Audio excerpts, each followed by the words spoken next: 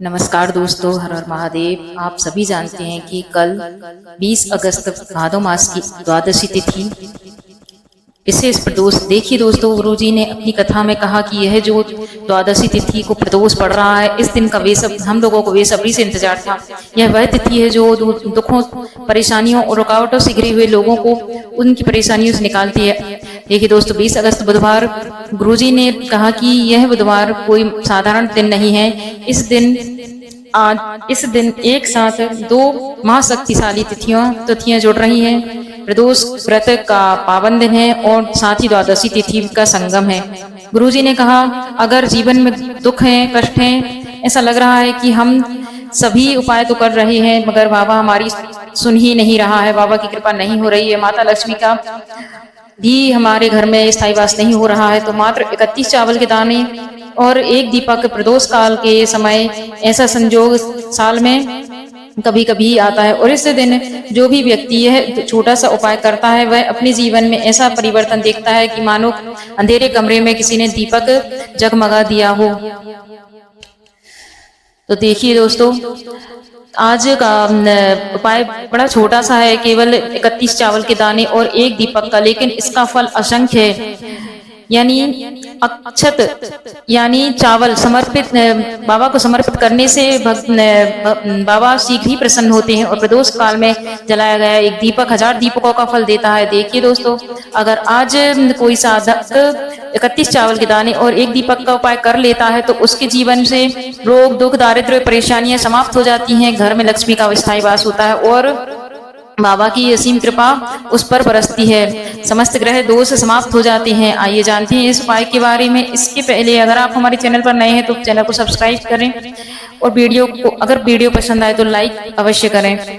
अब जान लेते हैं विशेष उपाय के बारे में, जो आपको 20 अगस्त को प्रदोष व्रत पर करना है। तो देखिए, घर की जो बड़ी माताएं बहनें होती हैं, वह यह उपाय करें तो बहुत ही अच्छा है। और अगर वो ना करना चाहें तो अगर घर के पुरुष भी यह उपाय कर सकते हैं। किसी व्यक्ति की कोई मनोकामना है तो वह अपनी मनोकामना पूर्ति के लिए यह उपाय कर सकता है। 31 चावल के दाने वाला उपाय करना तो बाबा मेरी परेशानियां अवश्य ही दूर करेंगे। इस उपाय को घर की स्त्री या पुरुष कोई भी कर सकता है। 31 चावल के दाने वाले उपाय को आपको बाबा के मंदिर में जाकर ही करना है। यह उपाय आप सुबह या शाम को प्रदोष काल में कभी भी कर सकते हैं, लेकिन अगर आप सुबह के समय करेंगे तो बहुत ही अच्छा है, क्योंकि सुबह आपको बहुत जल्दी ही करना होगा। 12 बजे के पहले इस उपाय को आप सुबह कर लें।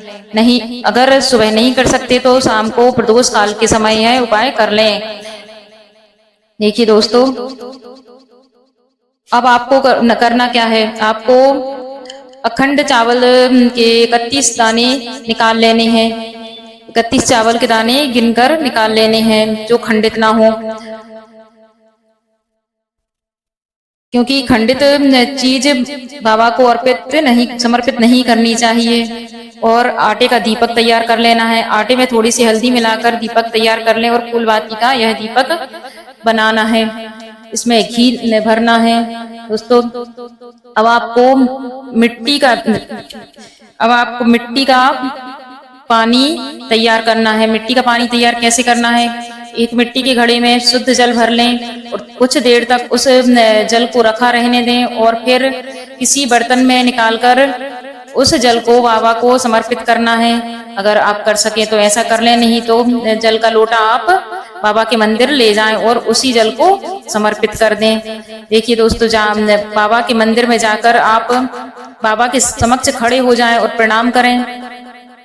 प्रणाम करने के बाद आपको बाबा जो आप जल लेकर गए हैं उस जल को बाबा को समर्पित करना है, जल चढ़ाना है। जल चढ़ाने के बाद जो भी आप पूजन सामग्री ले गए हैं उससे आप बाबा का पूजन करें।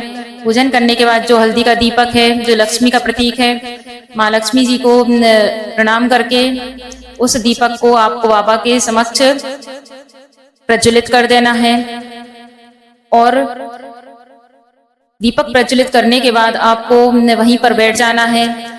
और जो 31 चावल के दाने आप लेकर गए हैं उन चावलों को किसी कटोरी या कागज में निकाल कर रख लेना है और एक एक दाना बाबा को समर्पित करना है। पहले सबसे पहले आपको गणेश जी को चावल का एक दाना चढ़ाना है, फिर कार्तिकेय जी को, फिर अशोक सुंदरी जी को, उसके बाद शिवलिंग पर ये चावल का दाना चढ़ाना है। और उसके बाद आप को जहां भी चावल का दाना चढ़ाना हो, महामृत्युंजय जाप के साथ में ये चावल के दाने आपको बाबा को समर्पित करनी है।